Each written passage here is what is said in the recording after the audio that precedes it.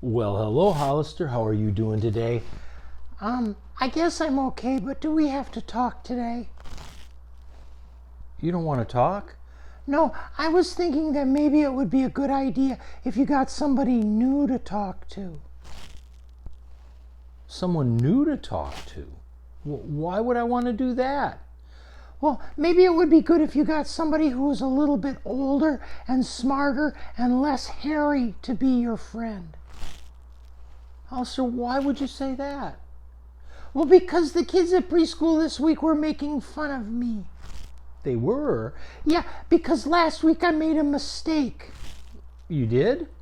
Yeah, I couldn't tell the difference between a hair and an ear.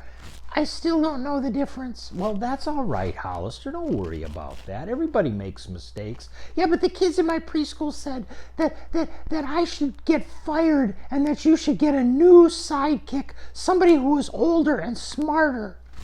Well, why would I do that? What do you mean? Well, you're my friend, and we've been talking together for like this for a long, long time. Yeah, I know, but maybe somebody else could do a better job.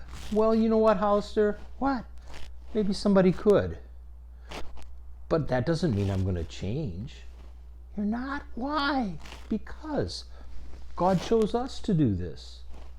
What do you mean? Well, God wanted me to tell people about Jesus, and I needed help, and I asked you because you're my friend, and you helped me, and you've been helping me ever since. Yeah, but maybe you should get somebody who's older. Well, no, I think that you're a good person to do this. Really? Why? Well, because God chose you to do it. He did? Well, that's right. Something to keep in mind. The kids at school were giving you a hard time. They were teasing you, right? Yeah. But did you know that people who have spoken for God over the years have always been ridiculed and criticized? Really? Yeah, well, like Moses. In the Old Testament, we're told that when Moses was leading the people of Israel to the promised land, that a lot of the people in Israel were very critical of Moses. Even Moses' own brother and sister criticized him.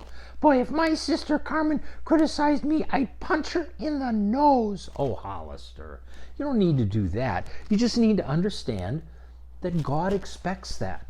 That sometimes people are going to be critical of the people that he chooses to do his work. Well, but I'm so little and young, and that's why. Well, yeah, but that's why he chose you. See, God likes to choose people who are not perfect. It's like the story, and I think you know this story, about how Samuel was supposed to choose a new king. Oh yeah, I remember he went to this guy's house and he saw the guy's older son, and he decided that he would be the perfect king because he was big and tall and he had good hair. Well, I don't know about the good hair, but you're right. But do you remember what God told Samuel to keep in mind? No. Well, he told Samuel, people look at the outside of somebody, but God looks in the heart. So does that mean that all that matters is what's inside of us? Well, not exactly. It's what God does inside of us. Like in the story of Samuel, who did he pick? He picked David. That's right. And God was in his heart, and he made him the kind of king that God wanted him to be. Even though David wasn't a perfect person, just like you're not a perfect person. So God chose me even though I make mistakes? Oh, Hollister, sometimes it's good that you make mistakes because people can relate. They can understand that you make mistakes just like all of us. And sometimes it's good that you ask questions because people sometimes have the same questions that you do. You know what? What? I guess I'll stick around for a while. I'm glad, Hollister. I'm glad.